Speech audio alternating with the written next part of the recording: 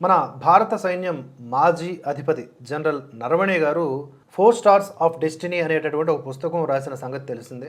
అయితే ఇంకా అది మార్కెట్లోకి రాలేదు. అయినా కూడా దాని కేంద్రంగా పార్లమెంట్లో రచ్చ, దేశవ్యాప్తంగా చర్చ. రాహుల్ గాంధీ గారు ఉన్నారు కదా! మరి ఆయన తిరగేస్తున్న పుస్తకంలో ఈ మధ్య కొన్ని వీడియోలు సర్క్యులేట్ అవుతున్నాయి.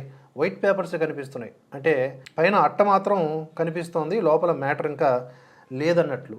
సరే, ఆయన నిరసనకి వాడుకుంటున్నారు అనుకుందాం. అయితే అందులో నరవణే గారు మోదీని, రాజ్నాథ్ సింగ్ని విమర్శించినటువంటి కోణంలో రాసుకొచ్చారు అనేది రాహుల్ గాంధీ ఆరోపణ. కానీ అది రక్షణ శాఖ ఇంకా పరిశీలనలో ఉంచుంది. ఇంకా పబ్లిష్ కాలేదు.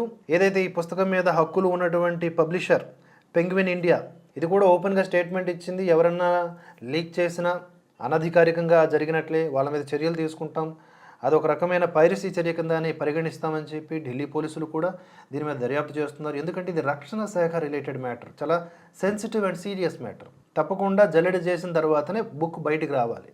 కానీ దీన్ని పక్కా ప్లాన్డ్గా ముందు విదేశాల్లో కూడా లాంచ్ చేశారు అంటే దీని వెనక ఎవరో ఉన్నారు. ఈ కోణంలో ప్రస్తుతానికి ఢిల్లీ పోలీసులంట దర్యాప్తు చేస్తున్నారు. రక్షణ శాఖ అనుమతుల కంటే ముందే ఈ పుస్తకం గ్లోబల్ మార్కెట్లోకి ప్రవేశించినట్లుగా తెలుస్తోంది. ఇదంతా కుట్రపూరితంగా జరిగినట్లుగా తెలుస్తోంది. ఈ లీక్ అయిన కాపీ కంట ఇంటర్నేషనల్ స్టాండర్డ్ బుక్ నెంబర్ 13 అంకెల నెంబర్ ఇది కూడా ఉందంట. అది చూసి అవాక్కయ్యారు పోలీసులు. అంటే ఇది పక్క ప్లాన్ ప్రకారమే జరిగినట్లు. దీనిపై పబ్లిషర్ పెంగ్విన్ ఇండియాను ప్రశ్నించేందుకు దర్యాప్తు బృందం సిద్ధమైంది. అదే సమయంలో విదేశీ మార్కెట్లకు ఈ బుక్ను పంపించడానికి సంబంధించి డిజిటల్ ఆర్థిక లావాదేవీలను ట్రాక్ చేస్తున్నట్లుగా పోలీసులు వెల్లడించారు. తాజా పరిణామాలపై రక్షణ మంత్రిత్వ శాఖ ఇంకా స్పందించలేదు.